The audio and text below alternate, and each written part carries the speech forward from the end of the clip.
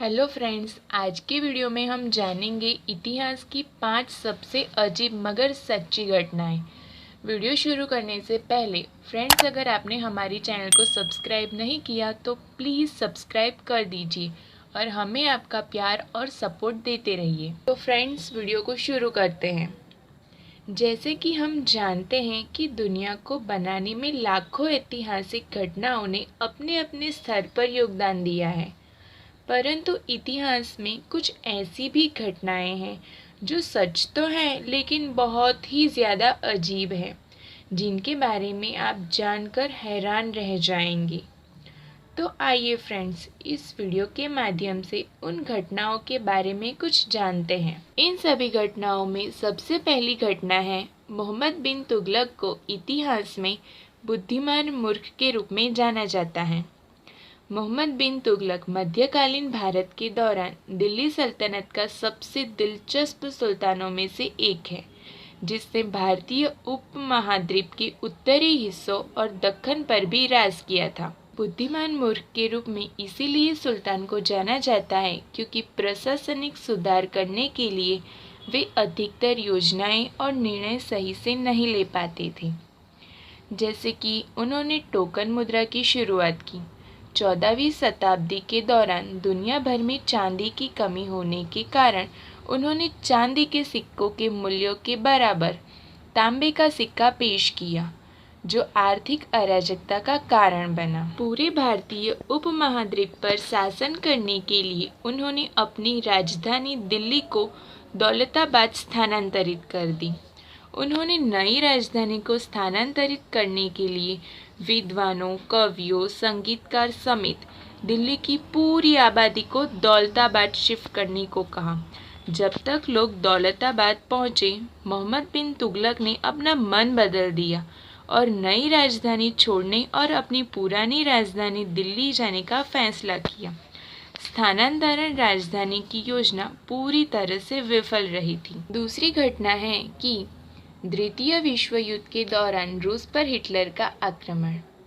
इतिहासकार Andrew Roberts की किताब द स्टॉर्म ऑफ वॉर के अनुसार 1941 में हिटलर का रूस पर आक्रमण के लिए उसकी सेना आमतौर पर बीमार थी, या यह कह सकते हैं कि वह के ठंडे वातावरण के हिसाब से तैयार नहीं थी।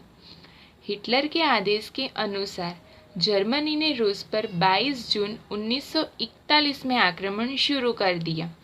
उस समय वहां बहुत ज़्यादा ठंड थी और जर्मनी की पुलिस ने रूस में सैनिकों को पर्याप्त ऊनी टोपी, दस्ताने, ओवरकोट जैसी वस्तुओं को नहीं पहुंचाया था। युद्ध के दौरान ठंड की वजह से खाना भी पर्याप्त समय तक नहीं पहुंच पाया था और सैनिकों को इतनी ठंड में रहने का कोई अनुभव भी नहीं था। ये जानते हुए कि वहाँ ठंड काफ़ी है, सैनिकों के पास न तो गर्म कपड़े थे और न ही खाना था, हिटलर ने युद्ध को फिर भी नहीं रोका। परिणाम स्वरूप हजारों सैनिकों ने अपने अंग खो दिए थे। उनकी नाक, उंगलियां और अन्य अंग ठंड से फट गए थे। कई सैनिकों ने अपने बालों और पलकों को खो दिया था। आंखों से पलकें जम गई थी।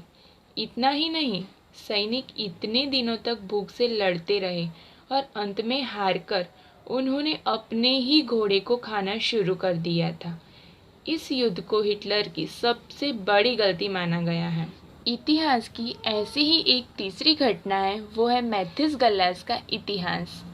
मैथिस गल्लास एक सैन्य कमांडर थे जिन्होंने 1637 में अपनी सेना को बिना किसी भोजन के एक बंजर भूमि में मार्च करने का आदेश दिया। उसके ज़्यादातर सैनिक भूख से ही मर गए। उन्होंने 1638 में अपनी सेना को उसी बंजर भूमि में फिर से ले जाने की गलती को दोहराया। 1635 में गल्लास और उसके सैनिकों ने ज़्वेब्रुकन को जब्त कर लिया। उन्होंने 3 महीने तक शहर पर कब्जा कर लिया। आखिरकार भोजन खत्म होने लगा और सेना भूख से मरने लगी थी। गल्लास द्वारा अंतिम गलती 1637 और 1638 में हुई थी। इस लड़ाई में गल्लास ने स्वीडिश जनरल बैनर के खिलाफ आदेश दिया था। बैनर और उसके सैनिकों ने 2 बार उसी बंजर भूमि पर हमला किया। भोजन खत्म हो गया और अधिकांश सेना भूख से मरने लगी थी। यह विश्वास करना मुश्किल है कि एक अनुभवी जनरल 2 बार एक ही गलती कैसे कर सकता है। इसीलिए मैथिस गल्लास को इतिहास में आर्मी ब्रेकर यानी कि सेनाओं के विनाशक के रूप में जाना जाता है। इतिहास की चौथी घटना। नेपोलियन ने 100 दिनों के लिए पेरिस पर शासन किया। नेपोलियन एल्बा द्वीप पर अपने निर्वासन में बचने में कामयाब रहा और फ्रांस पहुंचकर पेरिस पर 100 दिनों तक शासन किया। पेरिस को उसने गठबंधन के द्वारा जीत लिया।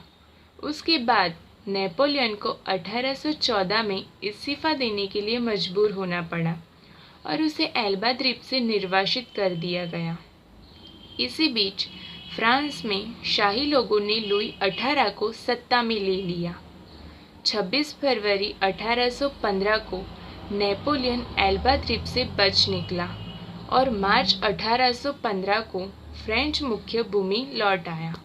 लुई 18 ने नेपोलियन के खिलाफ अपनी सेना 5वीं रेजिमेंट को भेजा, जिसने पहले रूस में नेपोलियन के तहत सेवा की थी। सेना युद्ध में नेपोलियन के कहने पर उसकी तरफ हो गई और पेरिस पर 100 दिनों तक शासन किया। इस अवधि को नेपोलियन की 100 दिन अभियान के रूप में माना जाता है। ऐसी ही और एक घटना है 1941 का रेशिनियल युद्ध। 1941 में रेशिनियल की लड़ाई में एक एकल सोवियत टैंक ने एक दिन के लिए पूरे जर्मन प्रभाव को रोक दिया था।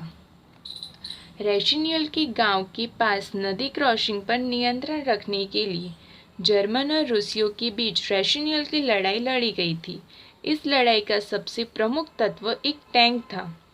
यह एक ऐसे बहादुर रूसी केवी टैंक की कहानी है जिसने पूरे दिन पूरे जर्मन डिवीज़न को रोक कर रखा था। स्थानीय लोगों के मुताबिक यह सिंगल टैंक तब तक अपने स्थान पर रहा जब तक जर्मन सैनिक नहीं पहुंचे। उनके पहुंचने पर टैंक को इस्तेमाल किया गया और जर्मन की सेना आगे बढ़ने में असमर्थ रही। एंड फ्रेंड्स, ये थी वो अजीब ऐतिहासिक घटनाएं जो सच तो हैं लेकिन बहुत ही ज़्यादा अजीब है और चौंका देने वाली भी, जिस पर शायद विश्वास न भी हो। तो फ्रेंड्स, ऐसी ही इंटरेस्टिंग वीडियोस के लिए प्लीज़ हमारे चैनल को सब्सक्राइब कर दीजिए और हमें आपका प्यार और सपोर्ट देते रहिए। तो मिलते हैं अब नेक्स्ट वीडियो में। Bye bye.